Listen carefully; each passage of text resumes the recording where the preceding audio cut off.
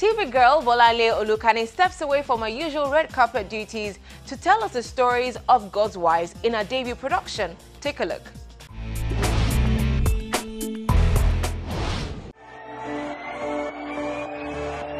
TV girl and fashion head Bolanle Olukanni steps away from the world of glamour and the television's bright light to tell a compassionate story of widows and single mothers in her debut production, God's Wives, titled after the age-long belief from the Holy Book that widows are taken care of by God. Olukanni highlights the plight of widows in this documentary-style production. That Sunday morning, my mom came back, her eyes was red. And I asked her, Mom, what happened? She said that. And I said, did anything happen? She said something like that. And I said, and my dad died. She said yes. My husband called me Inky. Whenever he's coming back, say, Ink, Ink, I will know that my husband is coming back. I miss him a lot. I don't know. I've always wanted to tell documentaries, but at the same time, telling the story, it started after I was working with the ladies for a year. You know, after working with them for such a long time and seeing how much resilience and how much discipline they had, and how much they were so inspired to be empowered, I knew I had to tell their stories. Olukanni, whose credits include red carpet hosting, musical reality television talent hunt show host, among many brand endorsements, is also known to be a great interviewer.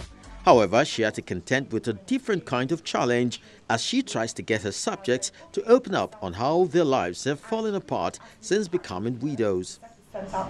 So, you know, again, I think it goes back to you don't really have to have that much money to do something. That was very hard. I think there was some times where, you know, while we were sitting Sister Nkechi's interview, I remember her children were in the room and I was so, I could feel the tension, I could feel the grief, you know, reliving that. But I think they also, in so many ways, feel happy to tell their stories. You know, it's almost like therapy. You know, when you tell your story and you see how far you've come from, I think that was where they were able to get some sort of closure. What of the rent? Nobody. My husband, they are alive, but they don't have nobody to assist me. During the course of making the documentary, she found out that most times the women become impoverished for needless reasons, which many tie to some old cultural and traditional beliefs, as in the case of a particular subject simply referred to as Nkechi. Someone like Sister Nkechi, she couldn't remarry again because of, you know, the area she's from. Where she's from, it's not expected that she will remarry after she loses her husband.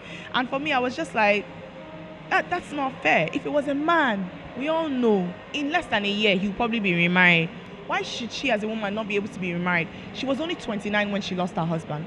Those kind of ideologies, we need to change them. Another thing is, people kind of look at women who've lost their husbands and suspect that, did this one do something? Did she? Do you understand? These kind of ideologies, they're not good. Women should not be blamed for losing their husbands, and those are the kind of things that I want us to change. She collected the house. She threw everything down, said, I don't want you in my house. The foundation of the house, you have spoiled it, everything. No, please, can you leave? After the death of my dad, everything seems as if the world is turned around for us. Some of the actions taken under the guise of tradition sometimes include the in-laws cutting away valuables from the family after the death of a husband. A graduate of Loyola University, Chicago, Bolanle is shocked that many people are not seeking protections from the courtroom. Life stories, and we know that in Nigeria, a lot of people are going through a lot of hardship. The reason why I started talking about God's wives, and this is because of I can only do so much, and there's, of course, when it comes to the law, I'm not a lawyer, I don't know. So I want lawyers to come on board and provide pro bono services where they can fight for these women when they have this kind of situations. We have a lot of cases where women's properties, the things that they have, they don't have access to. We need legal services to help fight with that. So I'm hoping that by talking about it, people will get on board, because for me, it's not about me doing this, it's a we effort. God's Wives is a part of a bigger project which seeks to rehabilitate impoverished widows through the Self-Worth Empowerment Center for Skills Acquisition.